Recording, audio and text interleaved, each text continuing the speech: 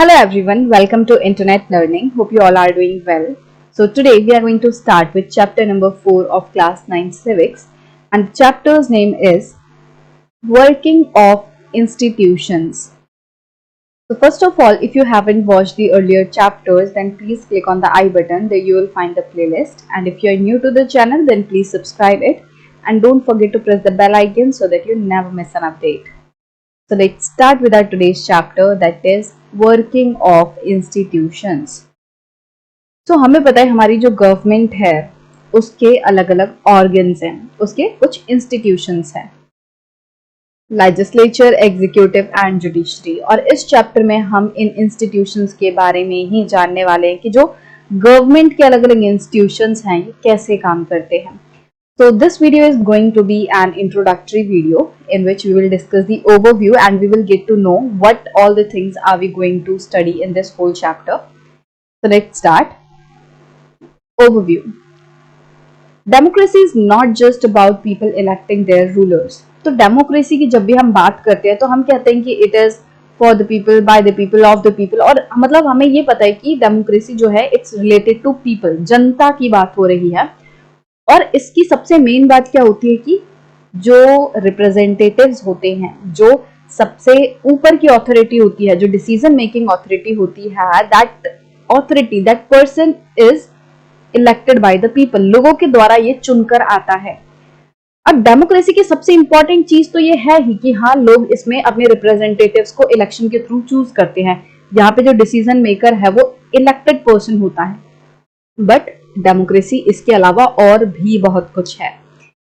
In a democracy the rulers have to follow some rules and procedures. अब एक democracy में जो rulers हैं, जिन पर्सन्स को लोगों ने डिसीजन मेकिंग के लिए चूज किया है, जिन लोगों को जो जनता है उसने वोट देकर अपना रिप्रेजेंटेटिव बनाया है, तो वो जो रिप्रेजेंटेटिव हैं, जो रूलर्स हैं, वो ऐसा नहीं है कि अपनी मर्जी से कुछ भी कर सकते हैं। उनके ऊपर भी कुछ रिस्ट्रिक्शंस होती हैं, उनके ऊपर कुछ लिमिटेशंस रहती हैं, कुछ रूल्स, कुछ प्रोसीजर्स उन्हें फॉलो करने पड़ते हैं, राइट। कुछ लिमिटेशंस के अंदर रह के रूलर्स को काम करना होता है। They are not free to do anything by their own, they have to confine their actions to some limitations. कुछ रूल्स प्रोसीजर्स उन्हें फॉलो करने होते हैं। They have to work with and within institutions. तो ये जो rulers हैं उन्हें इंस्टीट्यूशन के साथ और इंस्टीट्यूशन के अंडर रह के काम करना पड़ता है। मतलब अलग अलग इंस्टीट्यूशन के साथ उन्हें कोऑर्डिनेट करना रहता है और कुछ इंस्टीट्यूशन के अंडर उन्हें काम करना पड़ता है कि एक बड़ा इंस्टीट्यूशन है जिसके अंडर रूलर आता है, जिसका पार्ट रूलर है। अब इससे हम क्या समझना चाहते हैं वो हम अगले वीडियो में आपको जरूर बताएंगे जब हम डिटेल में इस चीज को डिस्कस करेंगे, इंस्टीट्यूशंस को। So we try to understand this by looking at the manner in which major decisions are taken and implemented in our country. अब हम ये कैसे समझेंगे कि जो रूलर्स हैं वो किस तरीके से इंस्टीट्यूशंस के साथ काम करते हैं। तो इस पूरे चैप्टर में हम इसी तरीके के कुछ इंस्टीट्यूशन के बारे में पढ़ेंगे, जिससे हमें समझ आएगा कि किस तरीके से ये इंस्टीट्यूशंस काम करते हैं, किस तरीके से जो रूलर हैं वो इनके साथ मिलके काम करते हैं, किस तरीके से रूलर्स भी इन इंस्टीट्यूशन से बंधे हुए होते हैं। तो हम ये समझने की कोशिश करेंगे कि जो डिसीजन मेकिंग है वो कैसे की जाती है, जो डिसीजंस हैं, जो बड़े बड़े डिसीजंस हैं वो कैसे लिए जाते हैं हमारे देश में, और उनको किस तरीके से इम्प्लीमेंट किया जाता है। डिसीजन तो ले लिया बट उसको लागू कैसे कर रहे हो, उसको ग्राउंड में उतार कैसे रहे हो, तो वो जो इम्प्लीमेंटेशन है हम वो भी देखेंगे। और जब हम ये डिसीजन मेकिंग प्रोसेस को समझेंगे, जब इम्प्लीमेंटेशन के प्रोसेस को समझेंगे, तब हमें और अच्छे से समझ आएगा कि ये जो इंस्टीट्यूशंस हैं ये कैसे काम करते हैं। We also look at how disputes regarding these decisions are resolved. हम ये तो देखेंगे ही कि डिसीजन मेकिंग कैसे होती है, बट इसके साथ साथ हम ये भी देखेंगे कि कई बार क्या होता है कि इन डिसीजन से रिगार्डिंग डिस्प्यूट हो जाते हैं। कभी कभी खुद स्टेट गवर्नमेंट और सेंट्रल गवर्नमेंट में किसी चीज को लेकर बहस हो जाती है। कभी कोई जो सिटीजन है वो गवर्नमेंट के खिलाफ चला जाता है किसी पर्टिकुलर डिसीजन को लेकर। तो ये जो पूरे डिस्प्यूट्स हैं, अलग अलग तरीके के जो डिस्प्यूट्स हैं इन डिसीजंस को लेकर, वो कैसे रिजॉल्व किए जाते हैं, उनका सॉल्यूशन कैसे होता है। In this process we come across 3 institutions that play a key role in major decisions. अब जब हम डिसीजन मेकिंग की बात करते हैं, मेजर इंस्टीट्यूशंस की बात करते हैं तो हमारे सामने 3 बड़े इंस्टीट्यूशंस निकल के आते हैं जो कि बहुत इंपॉर्टेंट रोल प्ले करते हैं डिसीजन मेकिंग में। वो 3 इंस्टीट्यूशन क्या हैं? Legislature, executive and judiciary. और इन 3 इंस्टीट्यूशंस को हम ऑर्गन्स ऑफ द गवर्नमेंट भी कहते हैं। ये 3 एक तरीके से पार्ट हैं गवर्नमेंट के, लेजिस्लेचर, एग्जीक्यूटिव एंड जुडिशरी। बहुत सारे ऐसे लोग होंगे जिनको ऑलरेडी आइडिया होगा कि लेजिस्लेचर क्या होता है, एग्जीक्यूटिव, जुडिशरी, ये सारी चीजें क्या है, ये किस तरीके से काम करते हैं, किस तरीके से इंडिपेंडेंट होते हैं एक दूसरे से। तो बहुत सारे लोगों को आपको आइडिया होगा ये क्या चीजें होती हैं, बट इसको हम और डिटेल में समझेंगे। एकदम इसके एक एक जो इंस्टीट्यूशन है इसको डिटेल में समझेंगे, और जिन लोगों को आइडिया नहीं है उनको भी क्लैरिटी आ जाएगी। You have already read something about these institutions in earlier classes. तो कुछ ना कुछ आप लोगों ने पिछले क्लासेस में जरूर पढ़ा होगा। Here we shall quickly summarize those and move on to asking larger questions. अब जो हमने पिछले क्लासेस में पढ़ा हुआ था इसको हम जल्दी से समराइज करेंगे और उसके बाद हम और बड़े क्वेश्चंस की तरफ मूव करेंगे, मतलब कि और डिटेल में इन इंस्टीट्यूशंस को समझने की कोशिश करेंगे।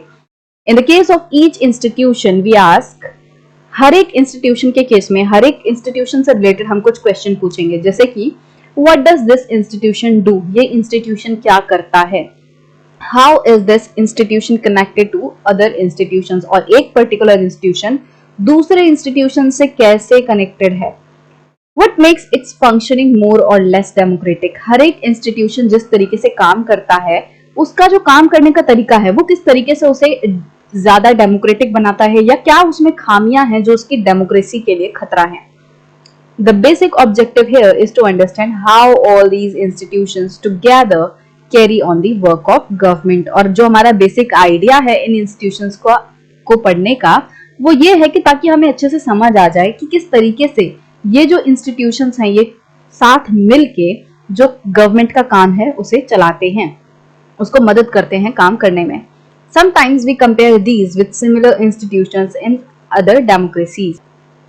तो कभी-कभी हम क्या करते हैं, हम हमारे इन इंस्टीट्यूशंस को दूसरे देशों के लगभग सेम इंस्टीट्यूशन, सिमिलर इंस्टीट्यूशंस के साथ कंपेयर करते हैं, और मतलब हम एक कंपटीशन टाइप करते हैं, कंपैरिजन करने की कोशिश करते हैं, और हम ये जानने की कोशिश करते हैं कि क्या हमारे देश के इंस्टीट्यूशंस बेहतर हैं या दूसरे देशों के इन इंस्टीट्यूशंस में क्या अच्छाई है। तो इस तरीके से हम कंपेयर करते हैं। In this chapter we take our examples from working of national level government called central government, union government or just government of India। अब हमारे इस चैप्टर में हम क्या करने वाले हैं, हम हमारे जो नेशनल लेवल गवर्नमेंट है उसके काम करने के तरीके से एग्जाम्पल्स जो हैं वो लेने वाले हैं। अब नेशनल लेवल गवर्नमेंट को हम सेंट्रल गवर्नमेंट भी कहते हैं, यूनियन गवर्नमेंट भी कहते हैं और सेंट्रल गवर्नमेंट ऑफ इंडिया भी कहते हैं, राइट। तो central government, union government, national level government, government of India, तो ये सारे हम एक ही हमारी जो नेशनल लेवल गवर्नमेंट है उसके लिए डिनोट करने के लिए हम इन सारे नामों को यूज करते हैं। While reading this chapter, you can think of and discuss examples from the working of the government in your state।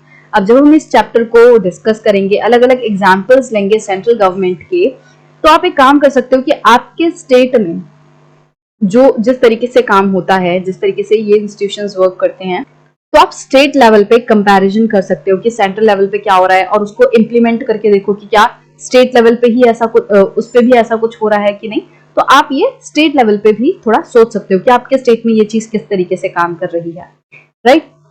So this was an overview. तो उम्मीद करती हूँ आपको समझ आ गया होगा कि इस चैप्टर में हम बेसिकली क्या पढ़ने वाले हैं। हम 3 मेजर इंस्टीट्यूशंस के बारे में पढ़ेंगे, लेजिस्लेचर, एग्जीक्यूटिव, जुडिशरी, इनके काम करने के तरीके के बारे में पढ़ेंगे। ये क्यों है, क्या इनका फायदा है, क्या ये काम करते हैं, किस तरीके से काम करते हैं, तो ये सारी चीजों को हम इस चैप्टर में डिस्कस करने वाले हैं।